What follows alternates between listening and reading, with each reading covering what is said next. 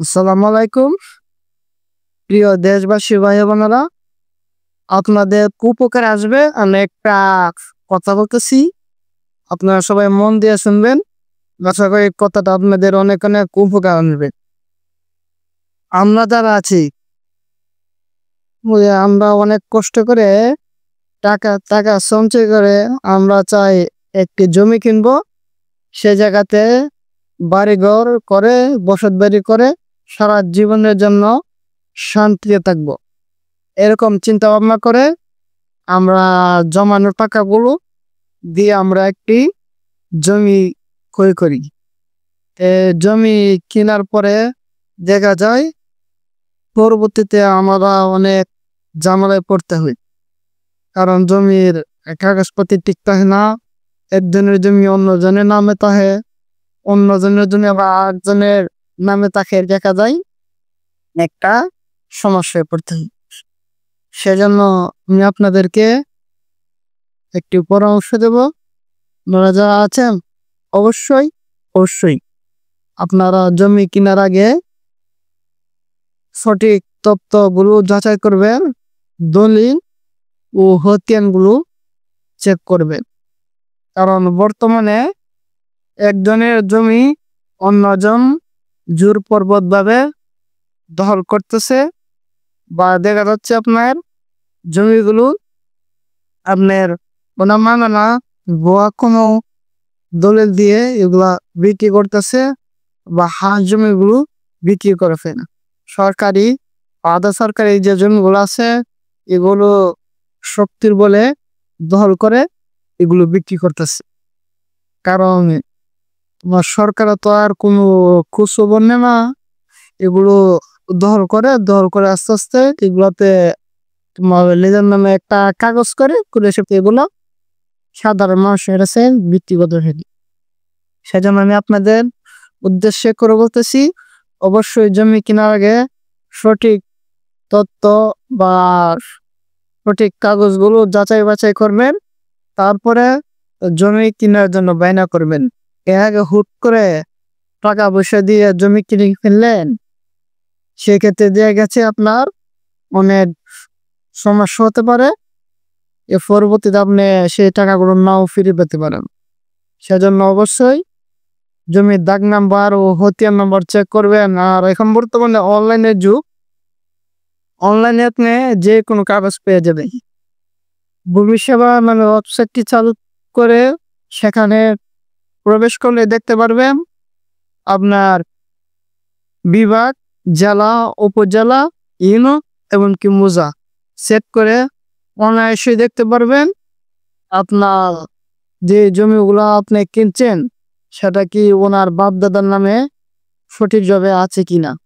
সেজন্য অবশ্যই সবাই সুন্দরভাবে দেখবে, যাতে করে আপনার টাকাগুলো না বিফলে না যায়, বা আপনার আশা যেন নৈরাশা না হয়। পাকিস্তান আমলে এসে খতিয়ান ছিল, আর ব্রিটিশ আমলে ছিল সিএস। সিএস ব্রিটিশের আমলে সিএস ছিল, সিএস এর মধ্যে তেমন কোনো ভুল ত্রুটি নাই। তাই আপনারা অবশ্যই সিএস কাগজ, সিএস যে খতিয়ান, সেই খতিয়ানে দেখবেন যে আপনার বাপ দাদার নামে জমি আছে কি নাই। যদি সিএসসি ঠিক থাকে, তারপরে এসে দেখবেন যে এস এর মধ্যে ওনার বাপ অথবা দাদার নাম এসেছে কিনা। বিএস আপনারা আছে, তারপর দেবেন বিএস। কিন্তু অনেকেই দেখা যায় আপনার বিএস এর বলে জমি বিক্রি করে করতেছে, বা কেউ জমি কিনতেছে। সেই ক্ষেত্রে দেখা যাচ্ছে বিএস এগুলা সরকারি জমি, এগুলা যদি একজনে বলে যে হ্যাঁ এই বাড়িটা এটা আমার, তো এইগুলার কোনো যাচাই করে নেই। যাচাই বাছাই না করে কি করছেন, ওর নামে বিএস করে গেছি।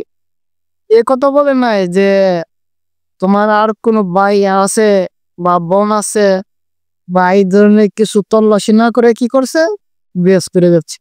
তো এখন বর্তমানে এই বিএস নিয়ে অনেক ঝামেলা বা অনেক কি আছে, বা লক্ষ লক্ষ মামলা তোমার ভূমি মন্ত্রণালয়ে ওয়েবসাইটে আছে। লক্ষ লক্ষ মামলা আছে তোমার জমি জমা নিয়ে। সেজন্য সরকারে নতুন করে আইন করতেছে আর নতুন করে রেকর্ডও করতেছে। নতুন করে একটা রেকর্ড করতেছে বিডিএস, মানে বাংলাদেশ ডিজিটাল সার্ভে। তে বাংলাদেশ ডিজিটাল সার্ভের মধ্যে আপনারা অনেক এলাকাতে চালানো দিচ্ছে, আমাদের এলাকাতে এখন আসে নাই। যদি আসে অবশ্যই বিডিএসটা আপনারা সবাই করে নেবেন, কারণ বিডিএসটা করে নিলে এরপরে আর কোনো হারিস বা আর যে কাগজগুলা এগুলা সব রেডি করে রাখবেন, কারণ বিএস করতে গেলে এগুলো লাগবে। আর এরপরে 100 বছর পর্যন্ত আর কোনো নতুন রেকর্ড আসবে না। সেজন্য আমি আপনাদেরকে বলতেছি অবশ্যই বিডিএস এর জন্য তৈরি থাকবেন। আর যে জমি জমা কিনতে গেলে অবশ্যই সতর্কতা অবলম্বন করবেন, তা না হলে আপনার জমানো টাকাগুলো তছনছ হয়ে যাবে। সেজন্য জমি কেনার আগে অবশ্যই সতর্ক হয়ে জমি জমা কিনবেন। কারণ বর্তমানে দেখবেন আমাদের মোজার মধ্যেই, আমাদের যে মোজা আছে সেই মোজার মধ্যেই আমি ঘুরে ফিরে দেখলাম যে অনেক অনেক মানে হাত জমি তো আছেই, তারপরে যারা হিন্দু ভাইয়েরা আছে তাদের অনেক অনেক জমি আমাদের বোঝাই আছে। শুধু আমাদের বোঝাই না, সারা বাংলাদেশের প্রত্যেকটা জেলা উপজেলা মোজা সব জায়গাতেই আছে। সেজন্য আপনারা সবাই জমি জমা কাগজ অতি দেখে জমি ফিল করার চেষ্টা করবেন, এতে আপনার লস হবেন। আর জমি জমার বিষয় যারা না বুঝেন, অবশ্যই যারা একটু বুঝে বা ভালো বুঝে তাদের কাছে একটু পরামর্শ নেবেন, তাহলে দেখবে আপনাকে সঠিক পরামর্শ দিবে। যাতে পরামর্শ চিন্তা করবেন যে আরে জমিটা আমি পাইছি, তো জমিটা কিনতে লাই হক দিয়ে গেছে আপনার জমিটা কেনার পরে আমি যদি ওনার কাছে পরামর্শ লই, তে হতে পারে আমার কাছ থেকে আমার জমিটা না দিয়া উনি থেকে পারে। আসলে সবাই একরকম না, এই জন্য আপনাকে যাদেরকে বিশ্বাস মনে হয় তাদের সাথে পরামর্শ করবেন। অনেকে আছে যারা জমি কিনে টাকা দেওয়ার পরে আর কোনো কাগজপত্র দেন, মাসের পরে মাস বছরের পরে বছর ঘুরতেই থাকে কিন্তু কোনো কাগজপাতি পায় না আর টাকাও পায় না। অনেকে আবার দেখা গেছে আপনার একটা মানে স্ট্যাম্প করে, স্ট্যাম্পের বলে মানে মালিকানা দাবি করা যায় না, আর স্ট্যাম্পের মেয়াদ থাকে 3 বছর। আর স্ট্যাম্পের বলে কোনো জমির মালিকানা স্ট্যাম্প এখন চলে না। সেজন্য এদেরকে বলবো অবশ্যই কাগজপাতি দেখে সুন্দরভাবে জমিগুলা ক্রয় করেন। আর অবশ্যই সিএস অথবা এসএ দুইটা রেকর্ড অবশ্যই যাচাই করবেন, কারণ দুইটা রেকর্ড হয়েছে যে সবচেয়ে শক্তিশালী রেকর্ড। সেজন্য আপনারা সিএস অথবা এসএ দুইটা রেকর্ড সুন্দরভাবে যাচাই করবেন। বিএস হতে আনে আসলে মালিকানা অতটা গুরুত্বপূর্ণ না, কারণ বিএস এটা দেখা যায় একজনের বিএস আর জনের নামে অটোমেটিক হয়ে যায় ওই একজনের টার্জনের নামে দিয়া না, একজনের টার্জনের নামে দিয়া না। আর এখন বর্তমানে ভূমি উন্নয়নের জন্য এমন আইন চালাইতেছে যা বলার বাইরে। আপনারা মনে করছেন যে মাত্র 15 দিনে আপনাদের বেদখল জমি উদ্ধার করতে পারবেন।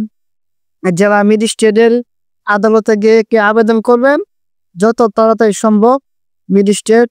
জেলা ম্যাজিস্ট্রেট আপনার কাগজপাতি দেখবে বা যার নামে আপনি অভিযোগ করতেছেন তাকেও ডাকিয়ে আনবে, আনার পরে এগুলো সুন্দরভাবে দেখবে, দেখার পরে যিনি সঠিক মালিক ওনাকে জমি ফিরিয়ে দিবে। আর আপনার অভিযোগ যদি সত্যি হয় তাহলে আপনাদের জমি যে এত বছর যাবত তারা জবরদখল করে আছে, সেজন্য তাদেরকে জেল ও জরিমানা হতে পারে। সর্বনিম্ন আপনার 6 মাসের জেল বা সর্বোচ্চ 7 বছরের জেল আপনার হবে।